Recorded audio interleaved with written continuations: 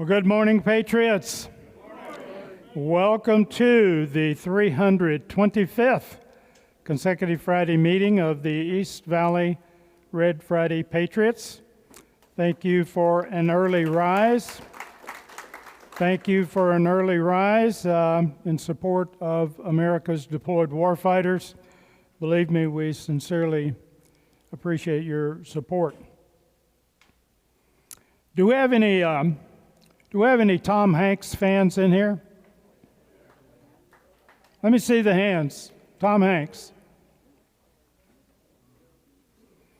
Hanks is one of my favorite actors because I find him to be capable of delivering stellar performances in roles ranging from drama to comedy and everything in between. And as most of you are aware, Hanks has played several military roles, primarily focusing on World War II characters. He's best known for his portrayal of Captain John Miller in Saving Private Ryan.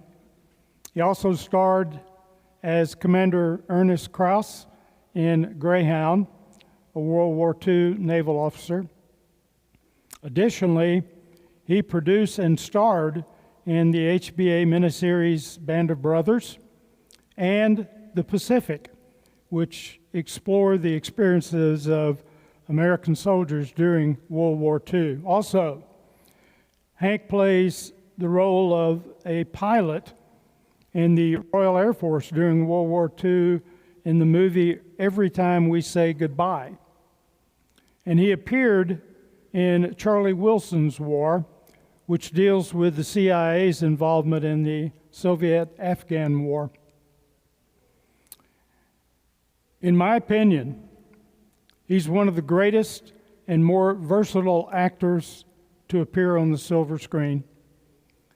Tom Hanks has dedicated much of his career to protect American film industry and telling military and veteran stories.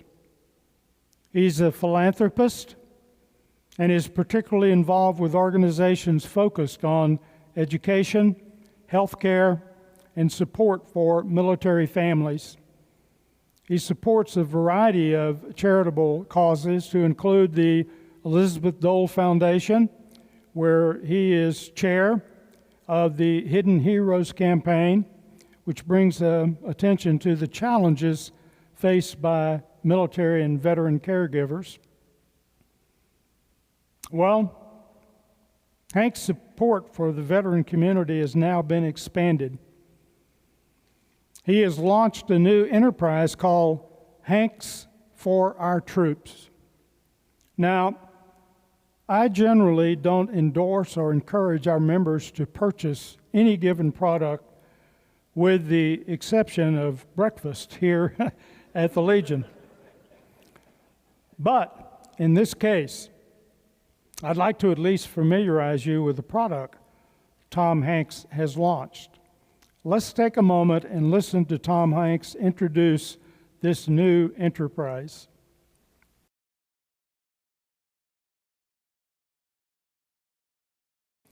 Well, Tom has stated that he saw Hanks as a way to support veterans and military families, as 100% of the net profits will go to organizations that have proven to be of great aid to those who have served our country. Good products for good reasons. In other words, Hanks is on a mission to create goods that do good. They honor the patriotism and services of our veterans and their families by giving all profits to organizations who will provide veterans with critical support and resources. Beyond their operational upkeep, all net profits will go toward a community of trusted organizations that provide support to veterans and their families. Those organizations include the Bob Woodruff Foundation, which invests in best-in-class programs that serve the diverse needs of impacted service members, veterans, families, and caregivers in their communities. The Headstrong Project, a national mental health treatment practice for our nation's veterans, their families, and other military-connected individuals. They offer tailored, confidential, trauma-focused treatment on a barrier-free basis. Hire Heroes USA is the leading organization for service members, veterans, and their spouses to reach the success they deserve in the civilian workforce. From personalized career guidance, resume building, and interview training to one-on-one support, Hire Heroes USA meets the unique needs of those transitioning from military to civilian life. Also, Student Veterans of America elevates the academic, professional, and personal development of veterans in higher education through service, research, programs, and advocacy.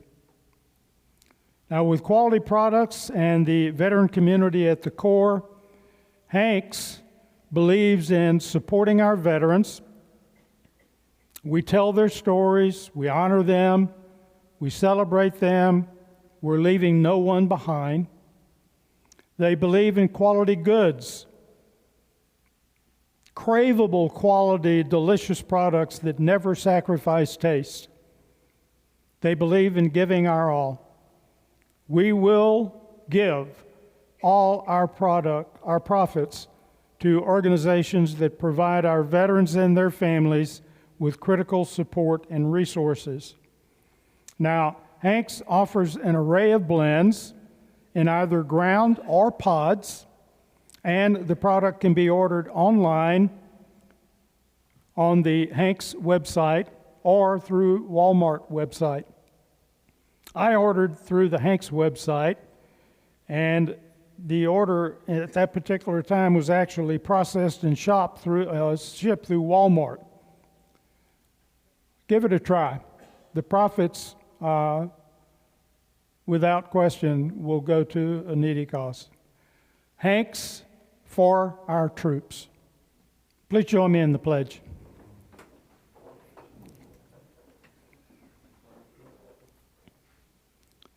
I pledge allegiance to the flag of the United States of America and to the republic for which it stands, one nation under God, indivisible, with liberty and justice for all. Thank you. You know, I'm sure that many of you have heard me say on occasion that everything in the military in some shape, form, or fashion is designed to maim, kill, or support maiming and killing, intentionally or not.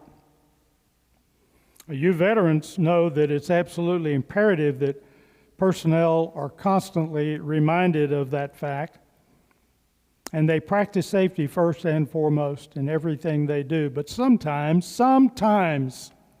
things may go astray. Here's a case in point. It was reported that a backseat passenger in an F-150 Delta Eagle fighter jet, supposedly belonging to the 104th Fighter Wing, accidentally ejected from the aircraft while it was still on the ground at Barnes Air National Guard Base in Westfield, Massachusetts. Now, a video posted on social media shows the aftermath of the reported incident, which has not been authenticated. A puff of smoke is seen wafting from a back seat of an F-15 still taxiing down the runway. The canopy, having been blown off during the ejection sequence, is lying on the plane's left wing. The passenger appears to be crawling next to the runway near a parachute as the F-15 continues to roll by. Let's take a moment and review a short video of this incident.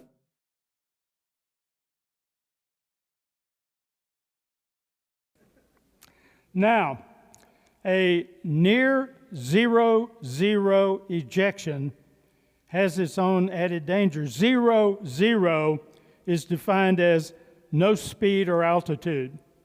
But it's not the first time someone on a ride-along has inadvertently punched out of a tactical jet, although it is certainly a very rare occasion. In this case, the member was apparently a recruiting officer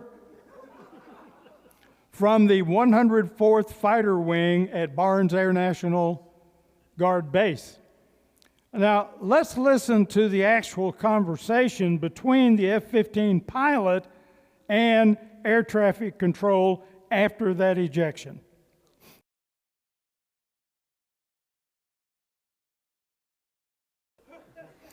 They were more concerned about shutting down the runway and getting those planes in the air than they were that poor dude on the ground. I'll bet you he had a few broken bones. You know, the 104th Fighter Wing provided about the ejection mishap that read as follows. It said, a ground mishap involving an F-15 Delta Eagle aircraft and two members of the 104th Fighter Wing occurred at approximately 2:05 p.m. on the flight line of Barnes Air National Guard Base on August 12, 2025. Safety.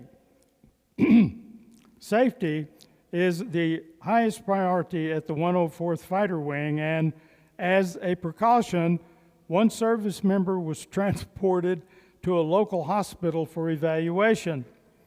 Wing leadership initiated a safety stand-down of all flight operations. The other service member was released from the scene with no injuries. Neither service member sustained any injuries as a result of the incident. That's only because he was a recruiter. The incident remains under investigation, and more information, including information compiled by the applicable investigation boards, will be released as it becomes available.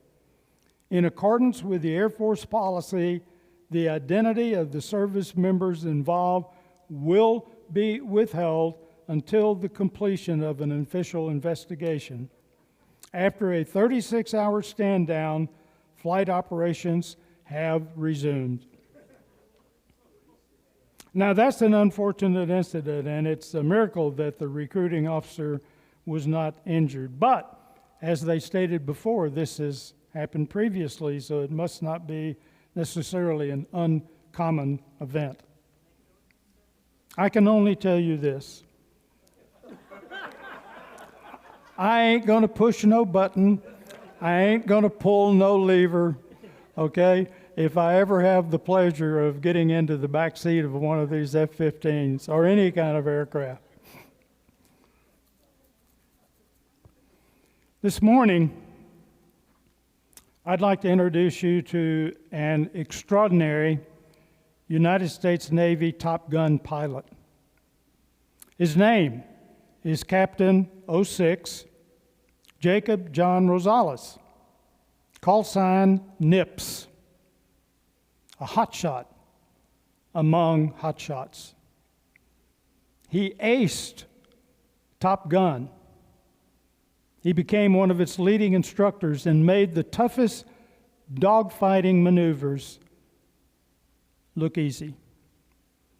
He flew high G-force maneuvers nearly every day, sometimes twice a day. Jake could be considered the perfect pilot and could fly the jet to the very edge of the envelope. Jake is a fellow Texan who, following completion of high school in North Texas, went on to attend the United States Naval Academy, graduating in May of 2000 with a Bachelor of Science degree in economics and a minor in Spanish. Upon graduation, he commissioned as an ensign in the U.S. Navy, and he was selected for naval aviator training, earning his wings of gold on June 20, 2003. And he continued to fly the F-18 Super Hornet, the Navy's top performance combat jet aircraft. Now, throughout his 23-year career as a naval officer, Captain Rosales distinguished himself as a standout leader, a thoughtful mentor, and a dependable friend to all who have had the pleasure of knowing him. His lively warfighting spirit and unparalleled professionalism, both inside and outside the cockpit, resonated widely across every command of which he has been a part. He served in multiple key leadership roles, including as commanding officers of the Black Aces of Strike Fighter Squadron 41, executive officer of the West Coast FA-18 Super Hornet Fleet Replacement Squadron, the Flying Eagles, an operations officer aboard the USS Abraham Lincoln during their record-breaking 295-day deployment. Having graduated the prestigious U.S. Navy Fighter Weapons School, Top Gun, Nips remained as a Top Gun instructor, became the U.S. Navy's surface-to-air threat and counter-tactics subject matter expert. Jake also completed tours as a junior officer at the Black Knights of Strike Fighter Squadron 154, the training officer, and a department head at the Red Rippers of Strike Force Squadron 11, the master aviation plan writer at Naval Air Force Atlantic, and earned his master's degree in strategic studies at Fort Leavenworth, Kansas, while attending the Advanced Strategic Leadership Studies program. Most recently, he served as the Master Aviation Plan Team Lead at Naval Air Force Pacific aboard Naval Air Station North Island, working directly for the Air Boss, the three-star admiral in charge of all naval aviation. Throughout his career in naval aviation, Captain Rosales completed 5 operational deployments.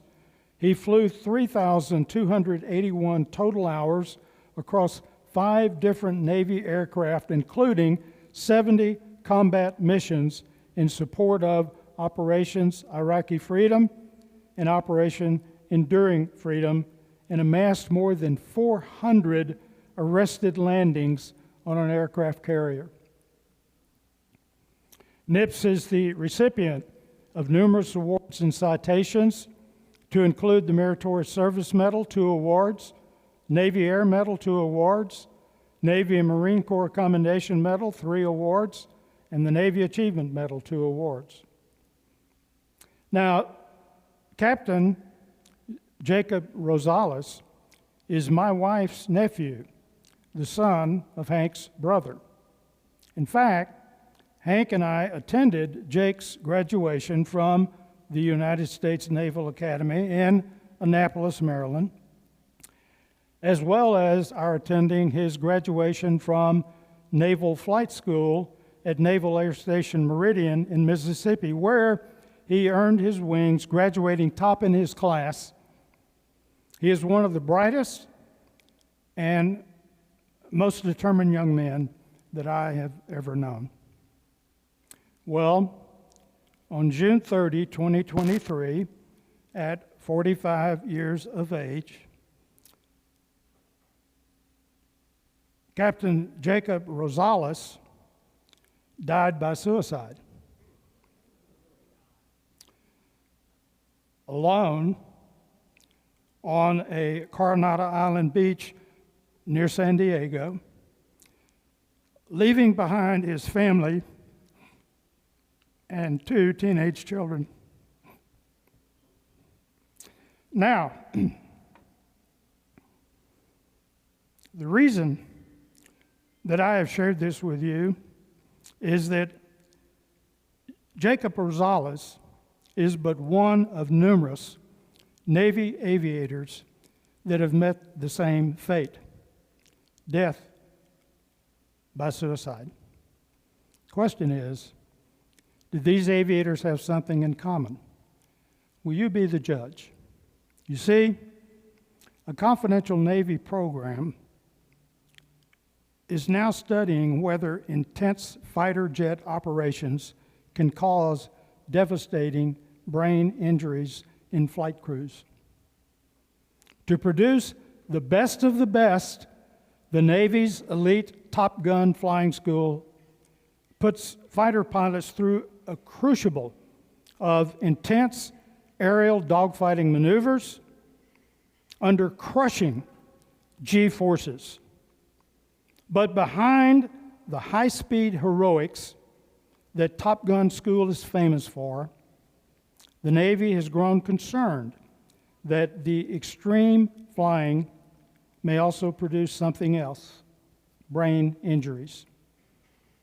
This past fall, the Navy quietly began a confidential project, codenamed Project Odin's Eye, to try to find out.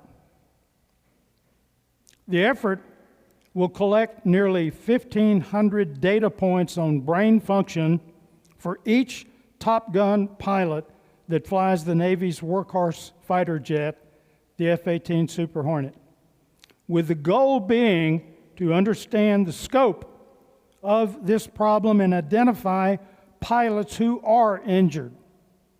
Some pilots say the effort is long overdue, and in interviews, many current and former Navy fighter crew members said that their years of catapult launches from aircraft carriers and body-crushing high-speed maneuvers can take a cumulative toll. At the end of their careers, they said, some Top Gun performers become confused, erratic, consumed by anxiety and depression. Those pilots have stated that the symptoms are routinely dismissed as unrelated mental health problems. In addition, they said pilots often hide symptoms in order to keep flying. But some eventually fall into a tailspin. In the past 24 months, 3 experienced Super Hornet pilots have died by suicide. According to their families, all of them had symptoms consistent with brain injuries. Now, officially, the Navy denies that there is a problem. In a recent statement, a Navy medical spokesman said the Navy, quote, has no data or research to prove any relationship between concussive injuries and either carrier takeoff landings or routine combat maneuvers, unquote. Even so, for years, the Navy has quietly sent pilots to civilian brain injury clinics and has funded research suggesting that the conditions crews experience in jet cockpits could cause brain injuries. Project Odin's Eye was created earlier this year to look for brain injuries in Navy SEALs. It expanded in November to include Top Gun aviators. To quickly address a pressing need, the project began without formal approval from Navy medical and air commands. For years, the Navy has studied how much force a pilot can tolerate in one flight, and generally maintained that brain injuries happen only when something goes wrong. But it has paid little attention to the cumulative effect of the hundreds of flights that occur within a career, and evidence has been mounting across the military that repeated exposure to routine operations can damage brain cells even if the operations go right. The study, Odin's Eye, which refers to a naval legend about a god who sacrifices an eye to gain knowledge, and whether the project will find widespread injuries in pilots' brains is far from clear. Still, the fact that the Navy is now investigating shows that it's concerned about the risk. You know, when you launch from an aircraft carrier, you accelerate from 0 to almost 200 miles per hour in 2 seconds. And your brain gets squashed to the back of your skull. You can heal from that once. You can heal from it maybe 10 times. What about 100, 200, 400, 700 launches? The human brain has a consistency similar to that of Jell-O. It holds 100 billion neurons connected by biological wires so delicate that 150 of them could fit within a single human hair. Enough force whipping through the brain can cause those connections to tear. Medical science knows that the brain can compensate, sometimes for years, by rerouting those healthy signals and those connections. But doctors and scientists who have studied repetitive head injuries say that damage can build up. And if enough, they can become blocked. Normal functions just veer off course. Some of the early symptoms of brain injury are sensitivity to noise and light, vertigo, heart palpitations. Other signs are forgetting entire conversations. Neurologists familiar with brain injuries have stated that in aerial dogfighting, a jet veers and dives at more than 500 miles an hour, sending brain tissue on an extreme roller coaster that may tear connections between cells. At the same time, the force of the turns drains blood from the head, potentially starving the brain of oxygen. Those turns look graceful from the ground, but inside that cockpit, you're vibrating absolutely like crazy and you're fighting even to stay conscious. Now, in extreme cases, crew members can black out. But even in routine training maneuvers, crews often gray out by flying so close to the limit that their vision fades to a narrow, colorless channel. And just as serious are noticeable personality changes that are the result of crippling anxiety, depression, anger, uncontrolled temperament, and the inability to make good decisions.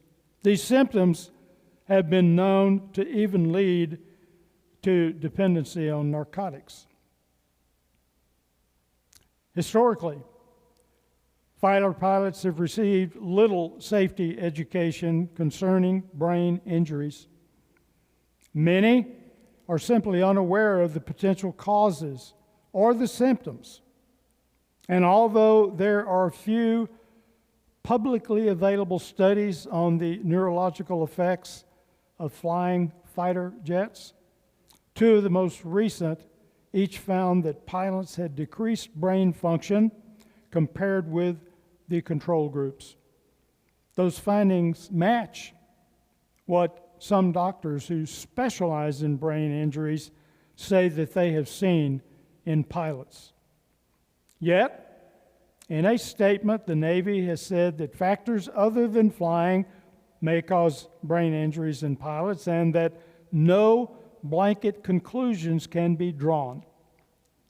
The lack of awareness of brain injury risk in fighter squadrons may have allowed a number of pilots to fall apart without proper help. By the end of his career, 23 years of catapult takeoffs and skull-shaking turns, Captain Rosales grew forgetful, depressed. The Navy had trained him to make quick, clear decisions, but he became so consumed by anxiety that even simple choices sometimes seemed impossible. In the case of Jacob Rosales, the anxiety could often be paralyzing. Unaware that he might have a brain injury, he began to see himself as a failure. And even though he had an astonishing, successful career, no one could understand why he may have felt that. At first, his death was widely seen as nothing less than tragic. But then, a second pilot died by suicide in January 2004, and then a third in March 2024. All three were in their 40s. They all flew the Super Hornet. After the deaths, the Navy scrambled to ramp up mental health resources in fighter squadrons, but they missed a rare opportunity to understand the physical side of the problem. Unfortunately, there is no available test that can definitely detect the microscopic damage caused by repeated subconcussive injuries in a living brain. They can only be diagnosed post-mortem by a few specialized laboratories. Would you believe that the Defense Department has such a lab? But no one thought to send Captain Rosales' brain tissue to be tested after he died. By the time Jake was promoted to captain, 2021, he had flown 3,281 hours, made more than 400 carrier landings, but years of hard flying were changing him. He developed headaches and panic attacks, mood swings, severe memory lapses. Close family members urged Jake to seek counseling, but Navy regulations can restrict pilots with a diagnosed mental health condition from flying. If Jake were to have disclosed his issues, the Navy would have grounded him, effectively ending his career. He didn't feel that he could talk about his mental health issues, so he white-knuckled them in silence. Other Navy aviators have said in interviews that they, too, hid symptoms and continued to do so in civilian life because of similar restrictions for commercial pilots. One of Captain Rosales' co-pilots stated that he, too, sought counseling after leaving the Navy, but said he never considered that he might have a brain injury. When he was told about Captain Rosales' struggles, he began to cry. He said that there is no way the man I flew with could have struggled with memory lapses and anxiety. He was almost a god. No one was better. Makes no sense. Then, after a long pause, he added, "But I'm having a lot of the same issues. A lot of us are." I share this story with you to bring awareness to a problem that many of our military aviators may be experiencing but are unwilling to seek help for fear of ending their aviation careers, either in the military or later as commercial pilots. We can only hope that rapid progress will be made in diagnosing and treating aviators' brain injuries so that tragedies such as that of U.S. Navy Captain Jacob Rosales are minimized. Thank you. You guys have a great weekend.